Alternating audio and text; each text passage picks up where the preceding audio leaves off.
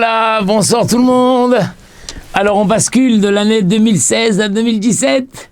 Ve'ezrat Hashem.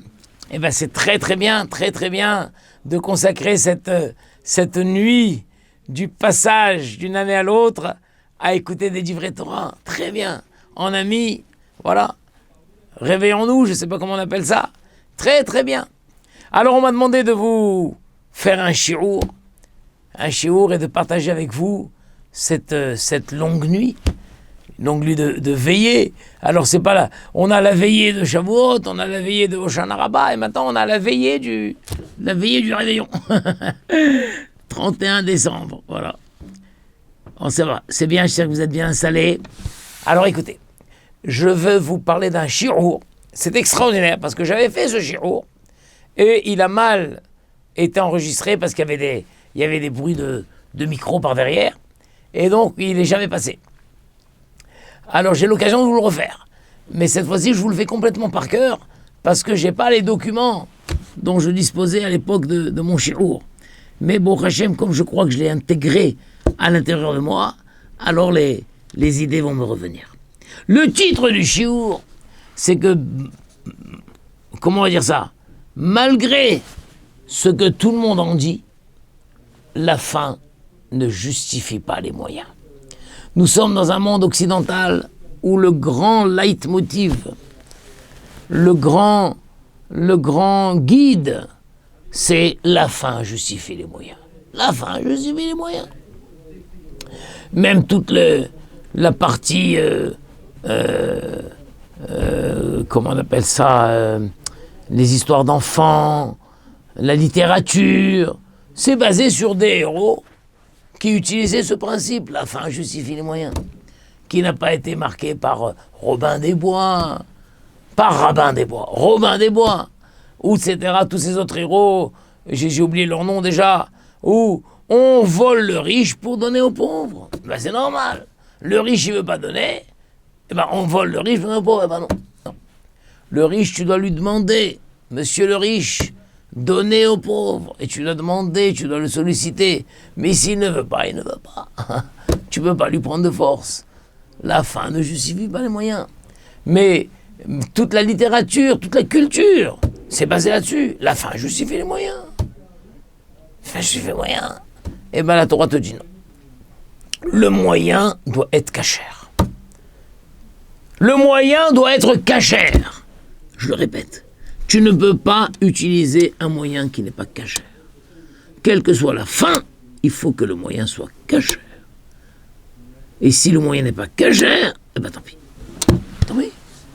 Ça me rappelle, après la Première Guerre mondiale, il y a eu beaucoup de morts. Côté allemand, côté français, c'était une chose terrible. Alors il y a un point qui avait suscité la peine de la communauté juive à travers le monde, c'est que des juifs entre eux s'étaient tués. Il y avait des juifs du côté allemand, des juifs du côté français. Et des Allemands tuaient les Français tuaient les Allemands. Et des fois, après que la balle était partie, le soldat entendait l'autre, celui d'en face, qui, avant de mourir, disait « Shema Israël, Hashem Elokeinu Hashem Echad ». Oh, mince alors. Des fois, ça a sauvé. Il est arrivé que des fois, avant de tirer, il entendait l'autre dire « Shema Israël ». Mais après tout ça, à la fin de la guerre, quelqu'un est venu chez le Rabbi Chaim de Brisk. Il lui a dit « Ah, ça a été terrible, tous les morts qu'il y a eu pendant cette guerre, c'était terrible. Si au moins tous ces morts avaient amené le Mashiach, alors bon, ça justifiait. » Le Rabbi Chaim a blémi, il a crié, il dit « Quoi ? Si une seule personne doit mourir pour amener le Mashiach, eh bien qu'il ne vienne pas. Que le Mashiach ne vienne pas. Comment ? Tu me dis, si au moins le Mashiach était venu, alors ça aurait justifié tous ces morts. Non, qu'il ne vienne pas le Mashiach. On voit que la Torah dit que si un juif est en danger, on peut repousser le Shabbat, on peut repousser la Kashrut, on peut repousser toute la Torah pour sauver la vie d'un homme. Tu vas le sauver. Tu vas pas dire « Ah non, mais c'est Shabbat, il faut allumer le feu, vite. Ah, c'est Shabbat, allez. Il faut lui faire manger d'arrêt, il faut lui faire boire du sang. Ah, c'est pas caché. Bon, donne-lui. La Torah est repoussée pour le sauver. Eh bien, même la venue du Mashiach sera repoussée s'il faut le sauver. Jamais tu diras, qu'il meurt.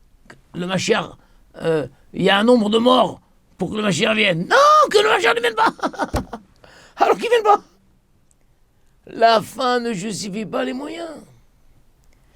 Et d'où nous le voyons de plusieurs passages de la Torah.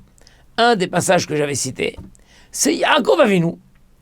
Lorsque Yaakov Avinu a fait ce rêve dans la paracha de Vayetse, il a dormi. Il savait pas vraiment où il avait dormi, puisque le soleil s'est couché brusquement. Et il a dormi en pleine nature. Pleine nature.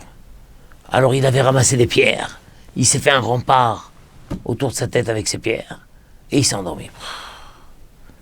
Et dans son rêve, il rêve d'une échelle, et dans cette échelle, il y a des anges qui montent et qui descendent. Et au-dessus de l'échelle, au sommet de l'échelle, il y a Hachem. Et Hachem lui parle, et lui fait tout un tas de promesses. Et Hachem lui révèle que tous ces anges qui montent et qui descendent, ce sont les différents exils que ses descendants vont connaître. Et Hachem lui révèle toute l'histoire jusqu'au bout.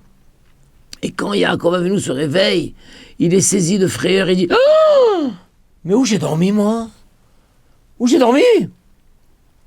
Puisqu'il a vu le Beth Amikdash céleste. Ah, mais le Beth Amikdash céleste se trouve en parallèle au-dessus du Beth Amikdash terrestre. Quoi?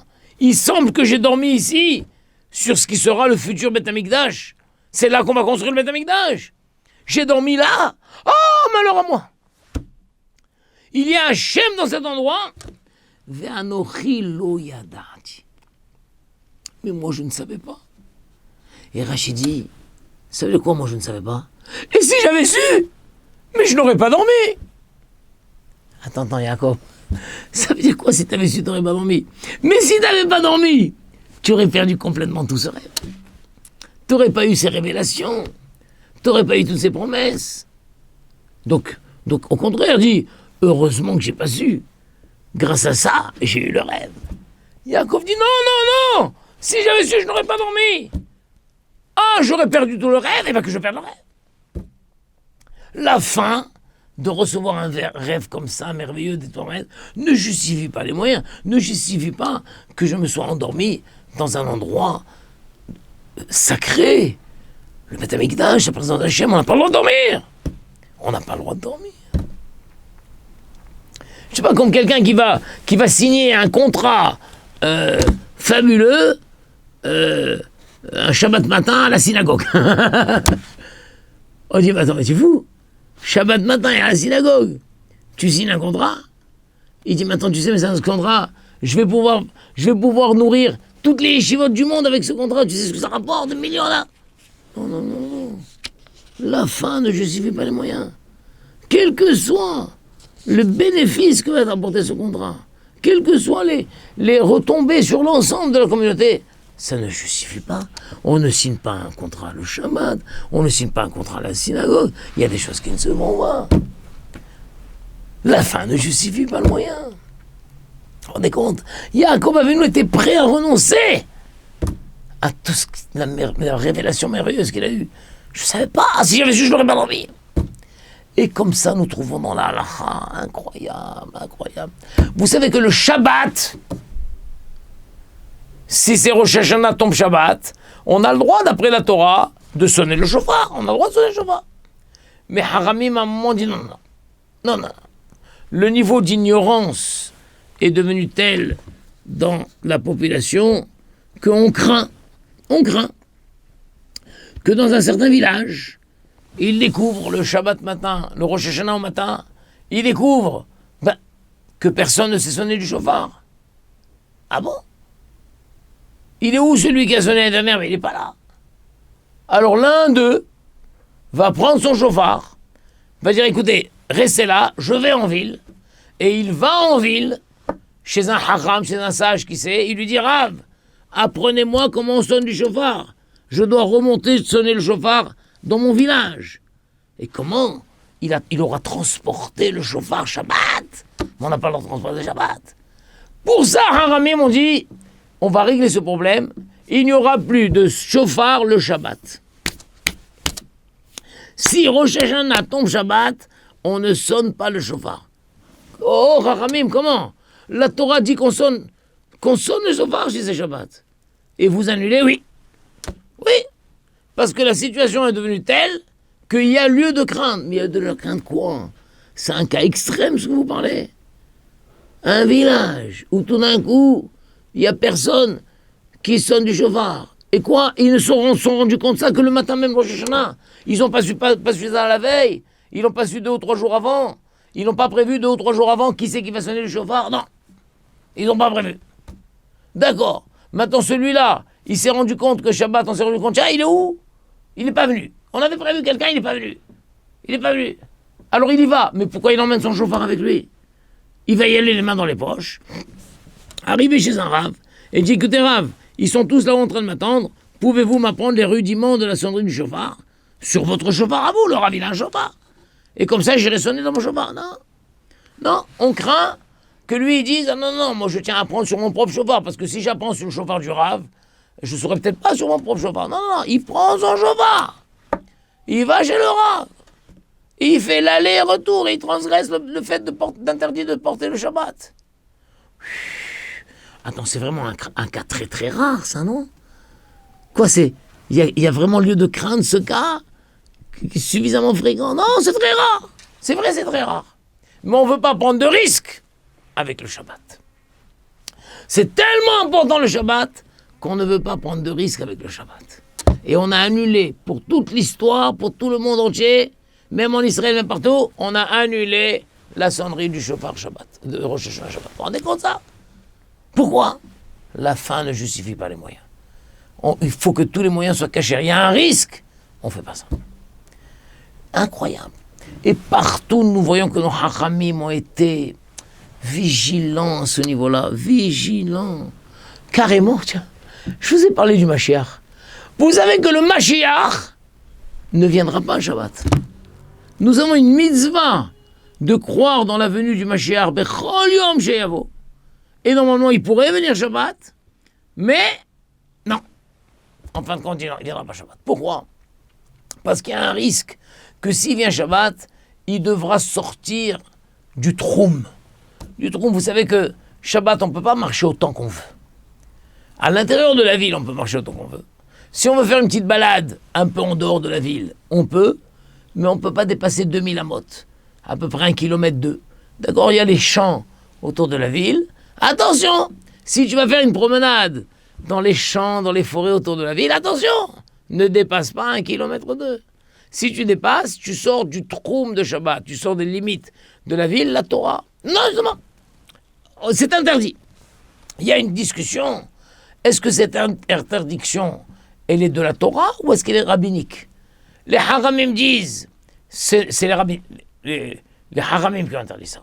Rabbi Akiva dit, c'est la Torah elle-même qui interdit ça. Mais là, la raille comme haramim, que le troum, c'est une interdiction rabbinique. Eh bien, on dit, s'il y a un risque que le Mashiach va devoir sortir du troum, ou va devoir, imaginons peut-être que le Mashiach se trouve à ce moment-là dans les champs, n'importe quoi, et qu'il va devoir rentrer dans la ville, parce qu'il est interdit de sortir, il est interdit de rentrer, et il va transgresser l'idée du troum Shabbat, que le Mashiach ne vienne pas Shabbat. Attends, réfléchissez, c'est trop compliqué ça. Pourquoi le Mashiach a décidé de venir Shabbat? Parce que le Mashiach, il est en attente. Il est en attente. Dès que le monde, vous savez que le monde est permanent, et il est en équilibre, le monde. Il est en équilibre. Un équilibre, et souvent, et il semble que non seulement il est en équilibre, mais il penche plus du côté négatif du côté positif. Et dès que le monde basculera du côté positif, du côté du mérite, le Mashiach vient. Et voici qu'un Shabbat matin, à 10h du matin, il y a un juif supplémentaire, une communauté supplémentaire, n'importe quoi, qui a décidé d'être Shomer Shabbat. Prac! Ça a basculé vers le côté du mérite. Vers le plateau du mérite. Et donc le Mashiach dit, je fonce, je me révèle. Mais non, tu restes embouché. Non, tu vas devoir sortir du trou ou rentrer dans le trou. Non, non, ne reste pas. Ben, tu viendras dimanche. Ils ont attendu des siècles, ils peuvent attendre un jour de plus. Le Mashiach dit, non mais j'ai peur. Parce que si j'attends d'ici dimanche, il y a peut-être quelqu'un d'autre qui va faire une Avera et le monde va de nouveau rebasculer. Et ça va repousser encore l'affaire pour des années. Eh ben que ça repousse. Eh ben que ça repousse, que cela ne tienne. S'il faut pour que tu viennes, que tu sortes, que tu franchisses le trou, non. Non. La fin ne justifie pas les moyens. Incroyable. Et donc de cette manière, on a décidé que le Mashiach ne peut pas venir Shabbat. Quitte à repousser sa venue encore à des semaines, des mois, des décennies, allez savoir. Vous vous rendez compte, c'est une chose incroyable, ça. Incroyable, ça. Il y avait une histoire dans la ville de Brisk, avec le Brisk-Rouf. Le Brisk-Rouf. Le Brisk-Rouf, c'était un des rabbinim de mon Rav, le Rouf, cette salle, le Rav Rothenberg, cette salle. Le Brisk-Rouf. Il y avait des élections qui s'annonçaient dans la communauté, et il y a une partie du comité laïque qui prenait de la force. Et les membres du comité religieux, disons, craignaient que les laïcs l'emportent. Et il y avait dans la communauté, dans le tzibour, une attirance vers les laïcs. Ils étaient sympathiques, les laïcs. Alors les gens sont venus et ont dit au Rav, écoutez, Rav, il faut vous prononcer. Vous ne pouvez pas rester dans votre réserve comme ça. Vous devez vous prononcer. Soutenir clairement les membres du comité religieux. Bon, le Rav, voyant ça, a dit d'accord. Alors il a écrit une lettre. Il a écrit une lettre dans laquelle il exprime sa confiance vers les membres religieux du comité, etc., etc. Et il a dit, voilà, faites cette lettre, faites-en des affiches et vous les accrocherez dans toute la ville, le vendredi après-midi, de façon à ce que Shabbat, les gens lisent les affiches, et quand dimanche matin, il y aura les élections, ça va pencher. Très bien. Ils ont fait les affiches et tout. Les affiches n'ont fini par être prêtes que une demi-heure avant Shabbat. Ils ont dit, Rav, ça y est, c'était Dieu, mais on a fait les affiches. Une demi-heure, top. Le Rav a dit, on n'accroche pas. On va pas commencer à aller faire le tour de la ville et coller des affiches une demi-heure avant Shabbat. Il y a un risque qu'on empiète sur Shabbat. Comment, Rav? Mais on a fait des centaines d'affiches. Mais si on les accroche pas, c'est fini. C'est dimanche matin, il faut à tout prix que les gens le lisent pendant Shabbat, sinon dimanche matin, les élections sont perdues. Eh bien que les élections soient perdues. Je ne prends pas le risque que quelqu'un va empiéter de quelques minutes, même une seule minute, sur Shabbat. Imaginez qu'il y en ait encore qui sont encore en train de coller des affiches alors que le Shabbat est déjà rentré, et bon, on n'annule pas les affiches. On n'accroche pas les affiches. Comment, Rav? La fin ne justifie pas les moyens. Mais qu'est-ce qui s'est passé? C'est que le côté laïque avait entendu que le Rav avait préparé une lettre, une affiche. Ils étaient tellement furieux qu'eux ont préparé une contre-affiche. Et ils ont écrit une lettre injurieuse sur le Rav. De quoi le Rav se mêle, et palali, palala, le Rav il a acheté par les religieux, palali, palala, palala. Et ils ont collé toutes les affiches. Donc pendant que les gens étaient à la synagogue en train de prier Ma'ariv, les autres étaient en train de coller les affiches. Quand les gens sont sortis des diverses synagogues de Brisk, c'était déjà Shabbat. Ils ont vu des colleurs d'affiches qui étaient encore en train de coller des affiches. Ils ont dit, quoi? Vous collez des affiches pendant Shabbat? Mais il y a une limite à tout. Et puis, mais c'est quoi toutes ces injures sur le Rav? Il a rien fait, le Rav. Bah oui, puisque la lettre du Rav n'a pas été affichée en fin de compte. Mais c'est quoi cette histoire? Les gens étaient tellement furieux qu'aux élections du dimanche matin, ils ont tous voté pour le comité religieux. Et c'est comme ça que les laïcs ont été écartés. Donc le Rav leur a dit, vous avez vu, nous avons fait ce qu'il faut faire. Hachem fait le reste. On ne peut pas se prendre des risques. On ne peut pas prendre des risques avec l'honneur du Saint Shabbat. Il y a un risque que le Saint Shabbat va être profané. Alors tant pis, on annule toutes les affiches, on annule tout. Et c'est comme ça tout au long, dans toute la Torah, vous verrez partout. Partout, on voit l'extrême vigilance de nos haramim.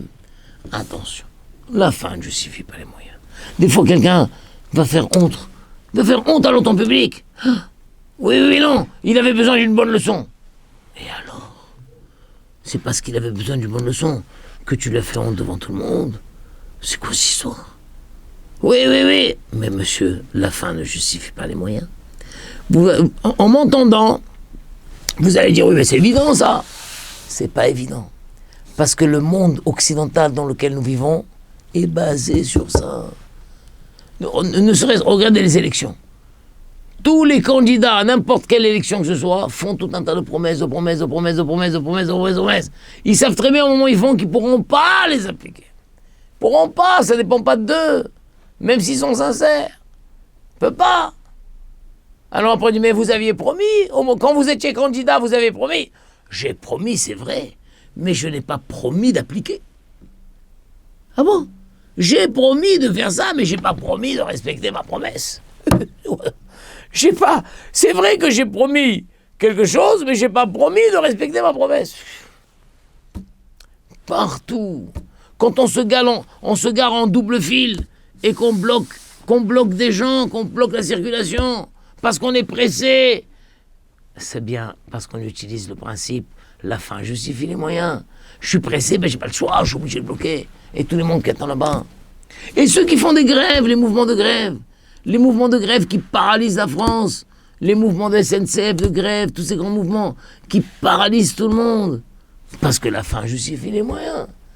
Et vous voulez encore d'autres exemples? Et les mouvements dans les hôpitaux? Des fois même les médecins se mettent en grève, les infirmières se mettent en grève.